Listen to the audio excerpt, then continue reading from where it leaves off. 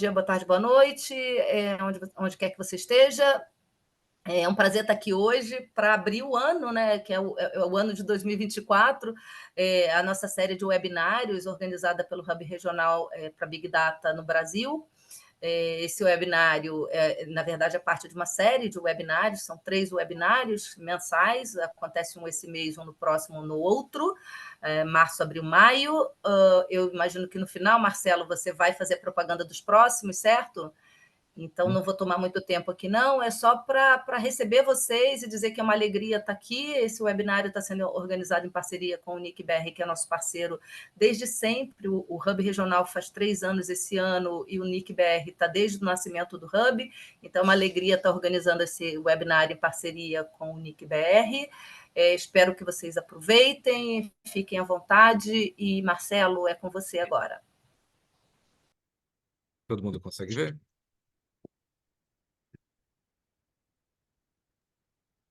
Yes. Sim. O Marcelo é um dos coautores do... Yes, we can see it.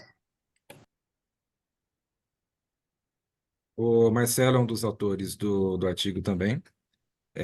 Nós dois trabalhamos aqui no CETIC.br, que é o Centro Regional para Estudos do Desenvolvimento da Sociedade da Informação, um centro ligado ao Comitê Brasileiro de Internet e seu braço executivo, que é o NIC.br. Nós também somos um centro Unesco.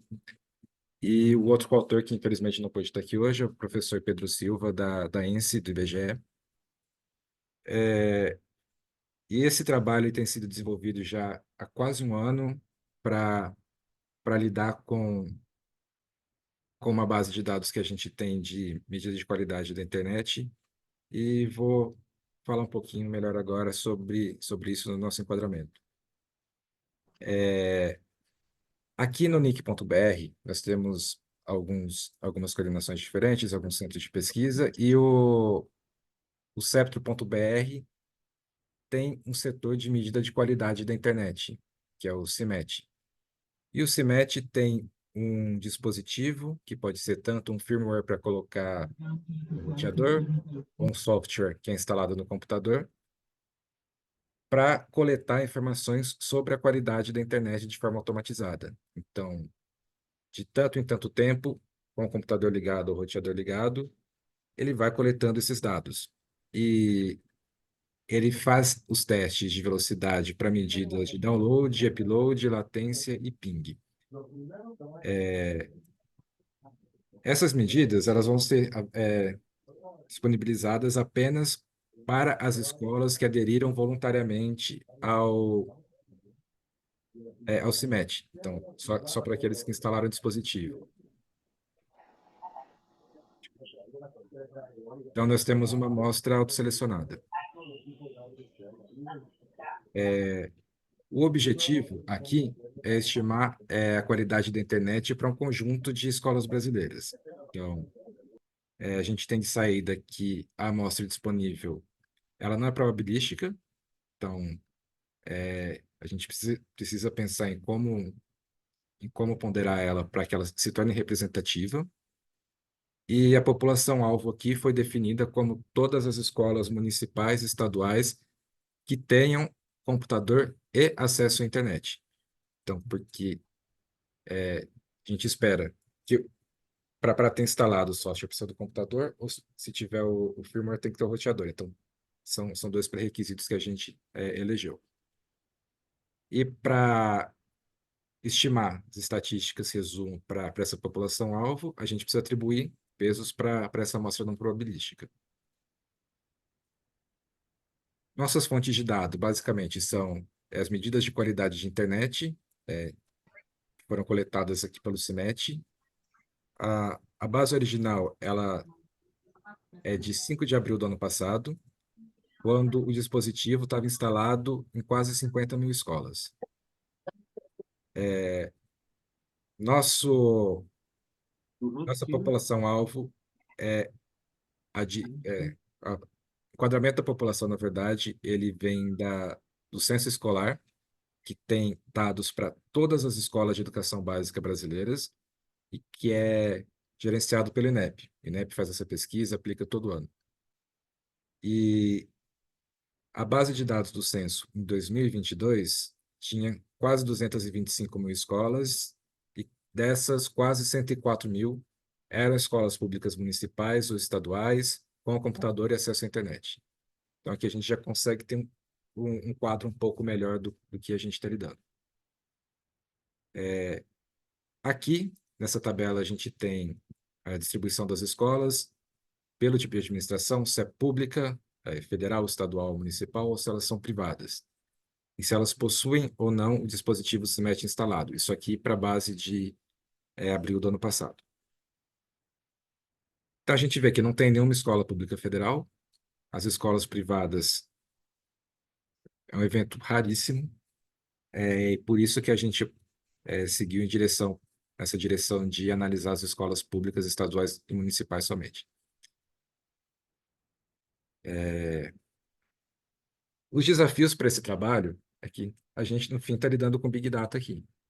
Tanto pelo número de registros, que já apresentei, são quase 225 mil escolas, e pelo número de variáveis descritivas dessas escolas, que são 190 variáveis categóricas e 113 variáveis numéricas. A utilização de métodos de seleção de variáveis tradicional para a estimação desse pseudopeso, ele não funcionou muito bem, porque todas as variáveis acabavam sendo significantes dentro dos modelos. Então, a gente partiu para o uso dessa força bruta, como a gente chamou aqui, para tentar alcançar um modelo que fosse útil para que a gente conseguisse computar esses pesos, mesmo que ele fosse computacionalmente intensivo. Nossa metodologia para avaliação dos modelos para atribuição de pseudopesos seguiram as estimativas dessa nossa população-alvo, referente ao censo escolar. Então, a gente pega dessas 50 mil e tenta estimar quão representativas elas seriam referente à população alvo, e analisa por essas 6 medidas de bondade de ajuste dos modelos, que são os desvios absolutos das variáveis categóricas, das variáveis numéricas e os desvios relativos. Então, essas são 4 das medidas. Além disso, a gente olhou para o número de variáveis categóricas que não estavam dentro do intervalo de confiança de 95% para os valores alvos. Aqui, nas variáveis categóricas, se uma das categorias dessa variável tivesse fora desse alvo, ela conta como se ela não tivesse alcançado. E das variáveis numéricas, a mesma coisa. Caso elas ficassem de fora, elas também seriam incluídas aqui. Então, quanto mais variáveis aqui, mais distante a gente estaria também da população-alvo. A nossa principal estratégia foi uma combinação de Random Forest com modelos logísticos. Foi feita em 2 etapas. A primeira, a gente utilizou o Random Forest para que ele desse uma sugestão da ordem de importância das variáveis para a predição da existência desses dispositivos CIMET, mas a gente não coletou esse resultado para gerar a estimativa do pseudopeso. A gente utilizou modelos de regressão logística, incluindo variáveis selecionadas de acordo com a importância que o Random Forest apresentou. Então, no fim, aqui a gente tem um modelo logístico simples, em que YI é a variável se a escola tem ou não se mete, X se são as variáveis categóricas e XN as variáveis numéricas. Para que isso fosse aplicado, nós criamos uma função para calcular os desvios absolutos, os desvios relativos e o número de variáveis fora desse intervalo de confiança, tanto para as variáveis numéricas e categóricas, para cada um dos modelos. Foram mais de 700 modelos que a gente testou, nos quais a gente ia adicionando 5 variáveis a cada nova iteração. Então, por exemplo, a gente começava com o modelo com 5 variáveis categóricas, 5 numéricas. Acrescentava mais 5 numéricas até chegar em 100. Depois 10 variáveis categóricas, 5 numéricas, 10, enfim, até a gente chegar nas 190 variáveis categóricas. E a seleção do modelo aplicado para cálculo do pseudopeso seguia um critério mais de parcimônia, em que eles tivessem bons valores para essas medidas de ajuste de bondade, mas em que a gente não precisasse utilizar todas as variáveis e ter um modelo muito pesado que no fim poderia também não ser melhor. A gente vê que está com o aumento de variáveis, ele melhora, mas enfim, a gente vai falar um pouquinho melhor disso depois. Como alternativas, estratégias alternativas, primeiro a gente criou uma âncora para um bom resultado, que seria um modelo a partir de que seria uma amostra aleatória simples, na verdade, que a gente utilizou como referência, e em que ela tivesse o mesmo tamanho do número da amostra de escolas com CIMET. Para comparação com a nossa estratégia principal, nós utilizamos duas técnicas que são bastante utilizadas em Big Data, que são Random Forest e Lasso. Com o Random Forest, para os dois, a gente utilizou um conjunto de treinamento de 30.000 observações para prever o propensity score para a partir da população-alvo utilizando essas variáveis. Os dois acabam fazendo seleção de modelos, de variáveis, perdão, mas na Lasso a gente não fez cross-validação, não utilizou hiperparâmetro, porque era muito mais uma coisa experimental, para ver pensando no resultado, de um resultado inicial, para ver até que ponto valeria a pena investir nisso, porque são modelos bastante custosos computacionalmente. E aqui a gente tem o resumo das estatísticas para as metodologias aplicadas. Então, a gente tem o desvio absoluto, relativo das variáveis categóricas, absoluto e relativo das variáveis numéricas, e o número de variáveis categóricas e numéricas fora do alvo.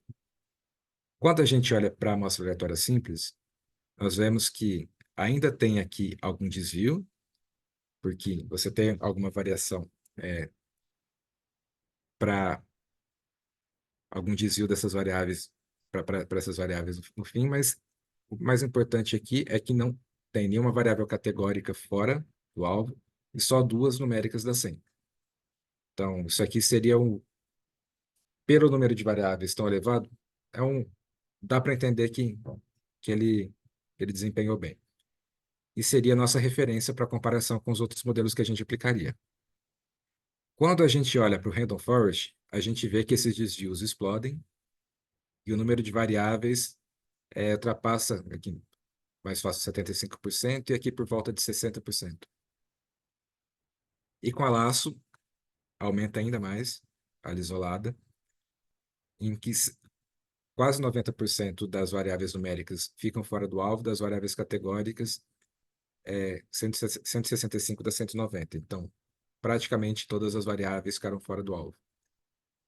Com a combinação do Random Forest com a regressão logística, que a gente utilizou 145 variáveis, sendo 5 numéricas e 140 categóricas, a gente ainda tem um desempenho que não é o melhor possível, não é como se fosse uma amostra aleatória simples, mas a gente reduz bastante o viés que essa base carregava. Então, a gente tem só 5 das variáveis numéricas fora do intervalo de confiança e 55 das variáveis categóricas, ainda é um número elevado. Mas a gente, comparando com as outras estratégias, é uma redução bastante grande. Aqui a gente tem dois gráficos para mostrar como a gente selecionou o número de variáveis. Então, é exatamente o modelo do meio. Coincidentemente, que tem 145 variáveis de 290 possíveis. Em que a gente olha as variáveis fora do intervalo de confiança, com um número menor de variáveis. A gente tem muitas que acabam ficando fora, tanto categóricas quanto numéricas. E a partir desse ponto, a variação diminui. Então, a gente tem algum ganho com a inclusão de mais variáveis, mas ele não é tão grande quanto até chegar nesse ponto. E quando a gente olha para a soma dos desvios relativos, ele praticamente é igual aos modelos com todas as variáveis. Os modelos para as variáveis numéricas, ele é basicamente o mesmo. Para as variáveis categóricas, ele é levemente superior, mas nada muito maior. Então, a gente consegue gerar um modelo com um número bem menor de variáveis do que o total de variáveis do censo escolar e alcançando resultados próximos. Aqui foi alguns testes que a gente fez mais recentemente, em que a gente recebeu uma base mais atualizada das escolas que contam com dispositivo. Então, a gente tem aqui o modelo básico, que foi aquele que estava na primeira tabela, a inclusão de utilizar o mesmo modelo, mas agora para 65 mil casos, que são os casos que estão nessa nova base, e um terceiro modelo, também utilizando as mesmas variáveis, as mesmas 145 variáveis, mas com 69 mil casos, em que a gente pega os 65 mil que estão nesse modelo na segunda base, e depois inclui aqueles que estavam na primeira e não estão aqui, e faz a calibração. O modelo não funciona da mesma forma. Então, se a gente seguir as mesmas 145 variáveis do modelo de Randall Forest Logística, que a gente aplicou para a base de abril do ano passado, os resultados eles pioram bastante. Então, isso trouxe a suspeita para a gente que a cada nova atualização que a gente tenha, teria que refazer esse processo do Randall Forest para fazer a seleção do modelo logístico, quantas variáveis são, quais são as variáveis, porque a gente segue a mesma ordem de variáveis de abril de 2023, e refazer o processo inteiro de novo, para ver quais variáveis passam a importar mais agora, a cada nova rodada de dados, e qual o número de variáveis que a gente deve incluir, também a partir daquela função para fazer esses cálculos das medidas. E aqui, a última tabela da apresentação, em que a gente tem a comparação do modelo de referência, aquele das 145 variáveis, as 5 numéricas e 140 categóricas, a partir do primeiro Randall Forest, com os dados de abril de 2023, e quase 46 mil observações. E aqui, refeito o processo com a base do Randall Forest para a seleção das variáveis, com a base de novembro de 23, e selecionando 165 variáveis agora. Numérico permaneceu o mesmo, mas a gente aumentou 20 categóricas, e no fim tem uma queda em algumas das medidas de bondade, então melhorou, mas ao mesmo tempo, se a gente pensar que são quase 20 mil observações a mais, uma população de 100, pouco mais de 100 mil escolas, a gente tem 65 mil, ainda tem um viés grande, mesmo depois desse ajuste. Ok, ele está caindo, mas a suspeita aqui é que tem algum grupo de escolas, algum cluster, que a gente estava pensando em como trabalhar nisso agora, que a gente não alcança, que não adere ao programa de medições. Porque a gente vê, nos desvios tem uma melhora razoável, não tão latente, mas o número de variáveis fora do alvo melhorou, das variáveis categóricas, que era onde a gente tinha um problema maior.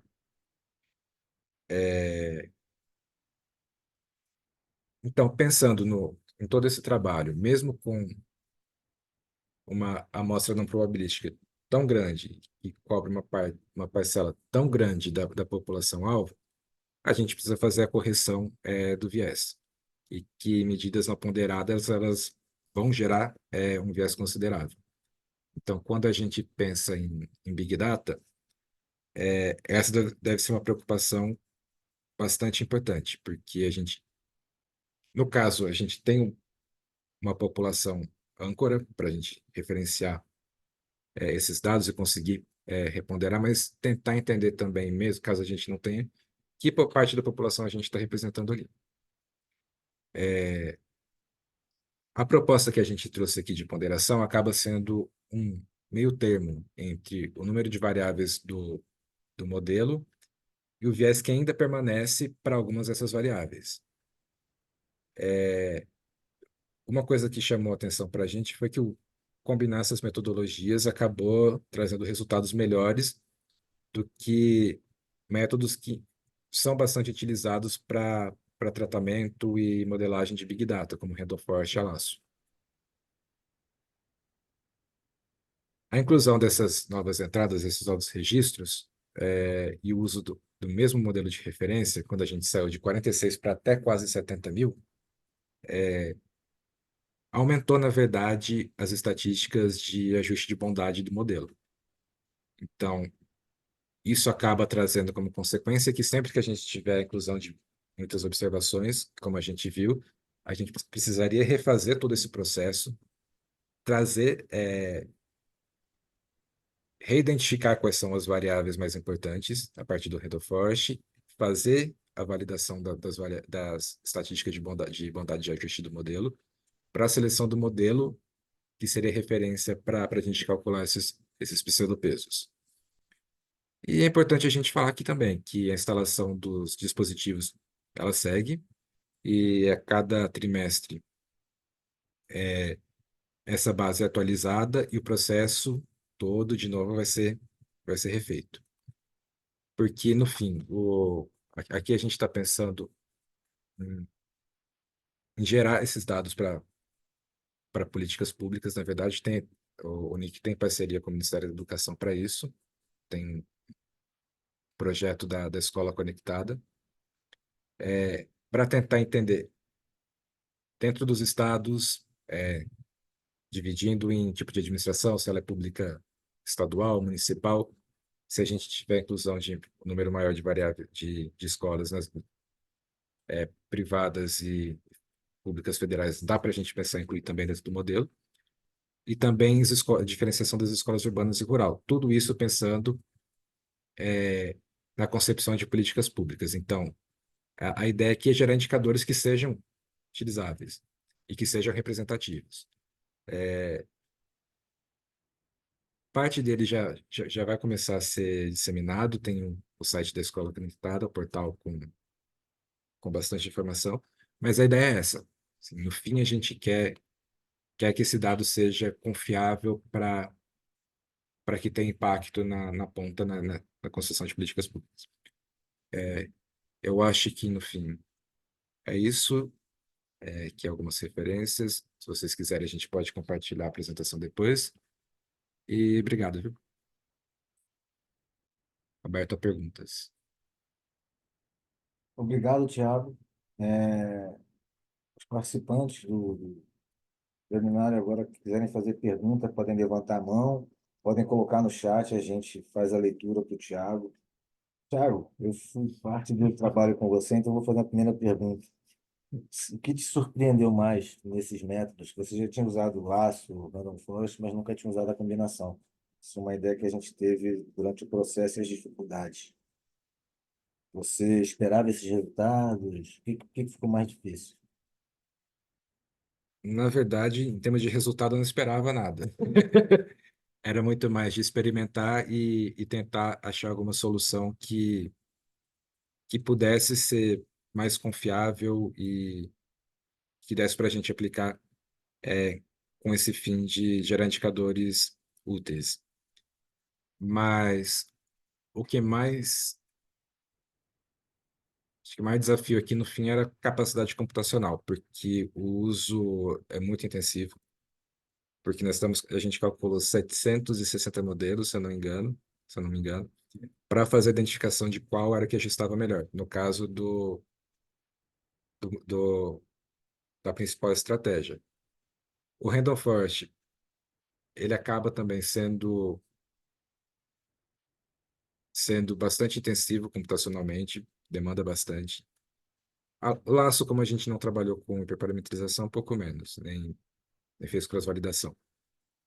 Mas é muito mais tentar, o desafio está em pensar em estratégias alternativas quando técnicas mais tradicionais não funcionam. A combinação, como a gente fez aqui, a combinação de duas estratégias diferentes que a princípio não conversariam, e o Random Forest para um processo de seleção de variáveis, porque caso a gente usasse, por exemplo, um stepwise dentro de um modelo logístico, não excluiria ninguém, porque todas as variáveis ali, elas é, eram estatisticamente significativas. Então, vem muito mais o desafio que aparece no processo, de como buscar uma solução, do que de tentar ser criativo nesse processo, porque não existe uma estratégia única e pronta para muitos dos desafios que a gente tem encontrado e ainda vai encontrar trabalhando com Big Data.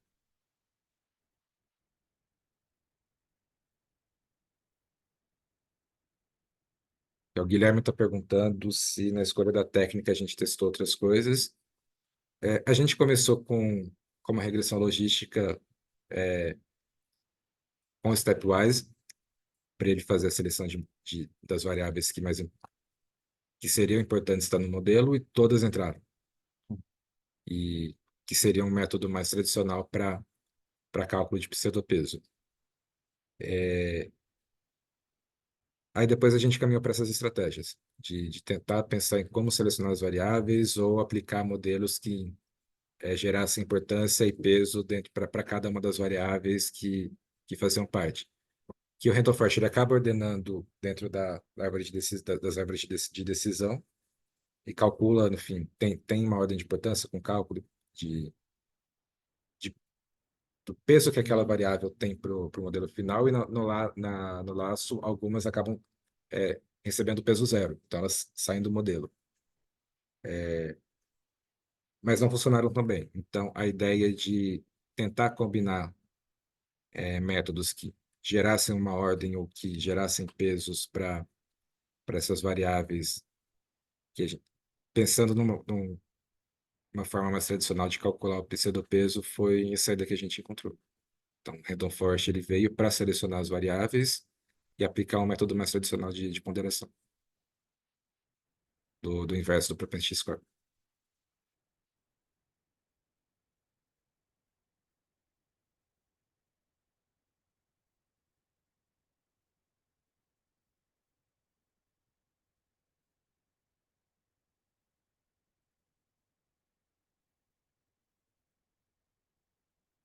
Giovanni, Giovanni. você que leitor. Giovanni, muito obrigado pela apresentação, Tiago. É um grande trabalho. Ó, ele tem algumas perguntas. Por que tanto se diferenciaram os resultados usando o pseudopeso e sem usar o pseudopeso? É, se, se usamos alguma medida de precisão nas estimativas, como o erro médio quadrático, o erro padrão, com o uso do pseudopeso, e se utilizamos algum método de calibração depois de estimado o pseudopeso, para ajustar os totais populacionais e os totais conhecidos de outras fontes. É, é que, na verdade, a gente não pensou na estimação dos indicadores a princípio, que a gente sabia que tinha um viés, partindo da primeira pergunta, dos resultados sem e com o pseudopeso. Então, Os resultados de qualidade da internet. sim, os resultados para as medidas de download, upload, a gente não olhou para isso. E, no fim, a gente adotou uma amostra aleatória simples, que seria um resultado, um mundo ideal em que a gente tivesse aquelas escolas com medidas. Mas a gente não tinha, mas era para entender quão longe a gente estava de uma amostra aleatória simples para Desse mesmo universo. desse mesmo universo, dessa mesma população-alvo, e com o mesmo tamanho. Então, no fim, foi a única estratégia que a gente fez. A gente não chegou a calcular os indicadores. Os indicadores propriamente ditos, que são a qualidade da internet para as escolas. A ideia desse trabalho é que a gente viu, se a gente simplesmente usasse essa amostra voluntária como uma amostra representativa, ela teria um viés muito grande para as estimativas das estatísticas que nós conhecemos do censo dessa pesquisa. Então, certamente, elas seriam também estimativas bem viciadas da qualidade medida só nessas escolas. Por isso que a gente buscou calcular esses pseudopesos que pudessem consertar esse viés. E sim, depois que a gente estimou o pseudopeso, para esse modelo que elimina parte do viés, mas não o viés todo, a gente estima primeiro o pseudopeso e depois a gente calibra para as marginais que a gente tem interesse em divulgar as medidas de qualidade, que é o cruzamento entre unidades da federação, que são os estados brasileiros, o tipo de administração da escola, que neste caso é estadual ou municipal, e se essa escola está em uma área urbana ou uma área rural. O cruzamento dessas três características inerentes às escolas, existem os totais conhecidos e a gente usa para calibrar os pseudopesos que são estimados por esse método combinado de Random Forest e Logistic Regression. Para nossa sorte também tem escola em todos os estratos. Facilitou O bastante o cruzamento trabalho. dessas três variáveis. É,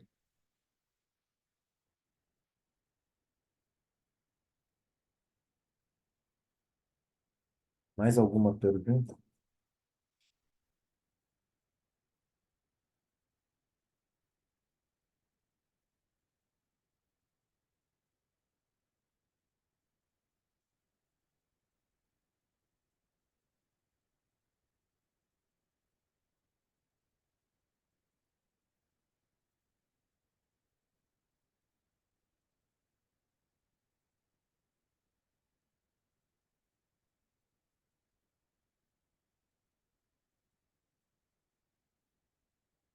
Bom, eu acho que não temos mais nenhuma pergunta aqui no chat. Acho que ninguém pediu para fazer uma pergunta diretamente. Eu queria agradecer a todos vocês que participaram. Queria pedir desculpas pela demora em conseguir fazer essa sala funcionar hoje. Da próxima vez, nós temos mais 2 webinários. São 3 webinários que falam sobre o desafio de uso de bases alternativas para a produção de estatísticas oficiais e estatísticas públicas. E um deles vai ser agora no dia 19 de abril, se eu não me engano. Também uma sexta-feira, também é 1 hora da tarde aqui no Brasil. E vai tratar da correção de viés na estimativa de casos de Covid-19 no Brasil. E depois, no dia 17 de maio, a gente vai ter um outro webinário sobre amostragem e inferência sobre preços para mercados virtuais. Espero que todos tenham gostado do webinário e que estejam presentes nos próximos webinários sobre esse tema de uso de bases alternativas, bases que não são bases tradicionais de uma amostragem desenhada e planejada de forma a produzir estatísticas oficiais ou públicas, mas que hoje em dia a gente tem cada vez mais acesso, só que tem que tomar cuidado na hora de usar, tem que fazer a validação e fazer o estudo. Muito obrigado a todos, um abraço, tchau. Obrigado, Thiago. obrigado, gente.